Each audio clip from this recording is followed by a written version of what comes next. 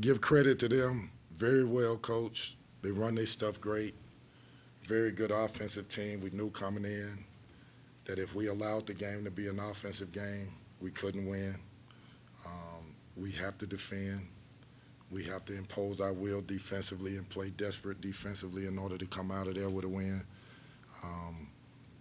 But for whatever reason, I'm not going to say we overlooked them, but I'm going to say they were tougher, evident by 40 to 26 in rebounds. I would say they were more disciplined. We worked for 2 or 3 days on back cuts.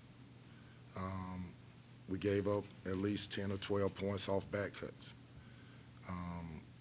They put us on our heels. We never imposed our will. We never was the aggressor. And I don't know how or who you can beat when a team shoots 52% in the second half, 39% from three. I don't know how you win that game. If that's who we are, it's going to be hard for us to win. We have to do a better job of practicing,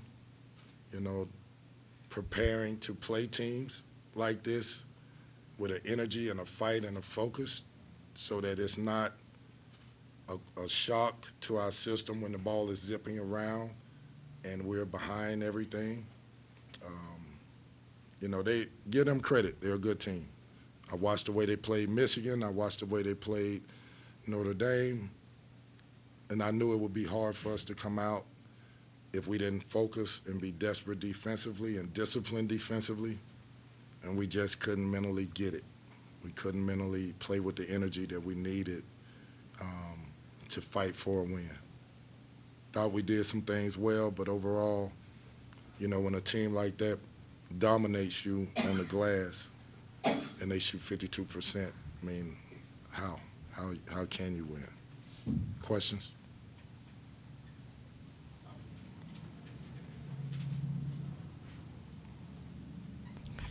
Kenny, only at 10 turnovers tonight, but there are times in the game during like a one-possession, two-possession game, some costly turnovers. Can you, pinpoint what that comes from? Are they rushing? Can you kind of figure out what exactly that's been?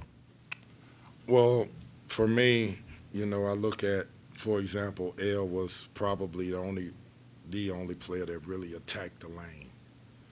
And to L's defense, if he's the only guy that's attacking the lane and he's playing all the minutes that he's playing, sometimes he's doing it from a fatigued state. And I need him to play understanding that there's going to be times that you're just driving the lane to make a pass and be under control. Don't feel like you got to win the game for us. Don't feel like you have to make the play. It's going to come back to you. You don't have to be pressed to try to make the play because he's probably the best case of a kid that's out there that's fighting to win the game. And he makes mistakes, but he's probably you can arguably say he's out there fighting regardless of his mistakes. So I think some of them come from that. I think some of them just come from carelessness. Maybe not quite being a good enough ball handler yet, good enough passer yet that it takes to be a good offensive team. And we constantly work on it. So we just got to keep plugging away at it. Yeah. You talked about the defense. I mean, they had 18 layups, which is what you're talking about. Is it guys just not concentrating on their man for the whole 30 seconds or not giving effort, or what are you seeing?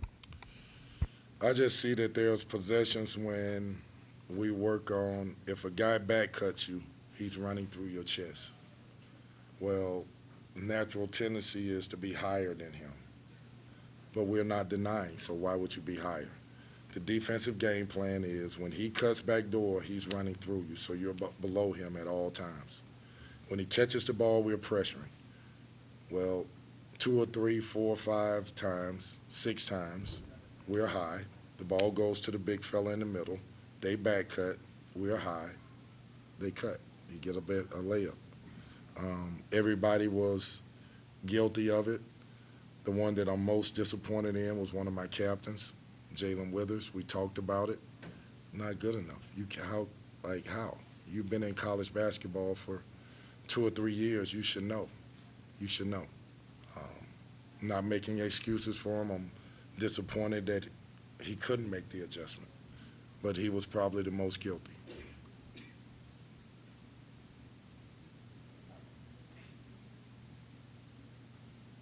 Kenny, you mentioned the toughness issue on the glass, and that's one you've mentioned a few times this year. How do you coach that out of them to give better effort or to try to make this a tougher team, especially when you have a size advantage like you did? I can tell you that our practices are tough. I wish I could say I could practice like most teams, an hour and 45 minutes. Most days we're going for 3 hours. And we're going for 3 hours, and I'm not leaving that gym until I feel like we've addressed some of our issues as a team. And I hate it that way. I don't want to coach that way, but we have to address the elephant within our team. Turnovers, we got to address it. Rebounding, we got to address it. Passing the ball, we got to address it. Continuity on offense, spacing, we have to address it. Toughness, conditioning, playing basketball when you're tired, we have to address it. And again, I'm saying this, and I'm saying I'm not, by no means am I saying that they're going to pick it up right away. They're not robots. I mean, they're humans. And they're going to make mistakes, and some of this is new to them. But in the huddle tonight, I'm saying to them, winning and losing is not a choice. Like, the players that make it, the teams that are great, they're not going to get backdoor cut. They're not going to not hit somebody and allow a dude to get a rebound. They're not going to not sprint back. They know that it translates to winning. They're going to do all the things that it takes to win the game. They're going to follow the game plan. They're going to remember the plays. They're going to fight their behinds off to make sure that they come out and give themselves the best chance to win. We're not quite there yet, and we got to get there because, as we all know, the schedule is the schedule, and it's not getting easier. Kenny, you were talking about that, and early in the game, you got a couple shots that seemed like were in good position. You didn't finish. Down in late, you had a couple also. Jalen had the one where he missed the layup. What is that about finishing? How do you teach that to just kind of finish those plays there? All I can tell you is that we work on it every day. We work on finishing with guys getting hit every day. Sometimes players, they're panicking, and so they try to use their body. The refs we're talking about tell them don't use their body and just pray for a foul or hope for a foul. We're not giving fouls. Well, we should be the most athletic team. We don't have to hope for a foul. I don't want you to give me a foul to make sure go up and finish the play. Jump over somebody and finish. I mean, you're 2 feet from the basket and we don't come up with anything. I mean, Brandon, Jalen, Sid at times, we all are guilty of it. It's not just one person. JJ, when you're that close to the basket, you have to finish. Hey, Coach, you mentioned it a little bit earlier, but is there anything in particular that Lipscomb did that you think gave you guys trouble or anything that you'd like to implement that they kind of do? I would like to be able to shoot the ball like that, but they have shooters. I love the fact that they are very well coached on passing the ball. I believe that, most people think good offense is good shooting. I believe good offense is good passing, which leads to good shots. I think they're an excellent passing team. I think they move well without the ball. Very rarely do you see a guy just isolate. The ball is moving at all times. They have no ball stoppers. They bought into the system, and it works. It works. When you have better players, you have to change up a little bit because you have guys that are gifted enough to make a play opposed to playing off the pass the way they do. But there are things that they do that, every team wants to do. When you pass the ball like that and cut like that and you have a 5-man that really is comfortable in embracing the role of finding his teammates and taking joy in it, that's what a good team is.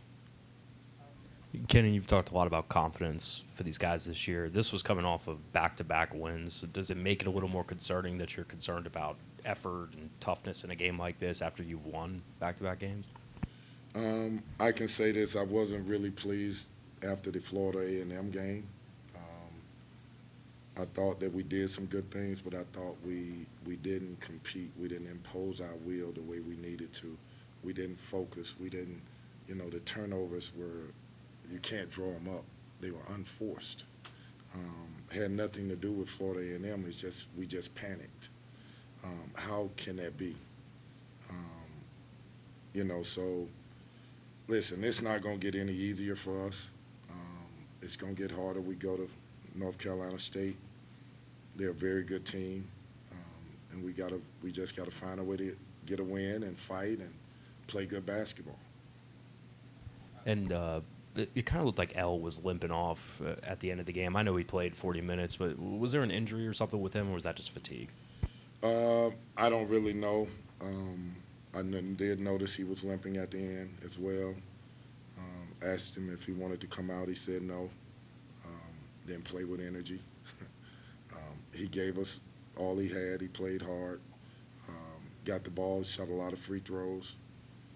Look, I need a bunch of guys playing with that effort, that energy. I can live with the mistakes if I got 6, 7 guys playing hard, playing together, just fighting to try to get a win. We're going to make mistakes, but don't let our mistakes come from being tentative, being fearful, being non-confident, being, non-aggressive on both ends of the floor.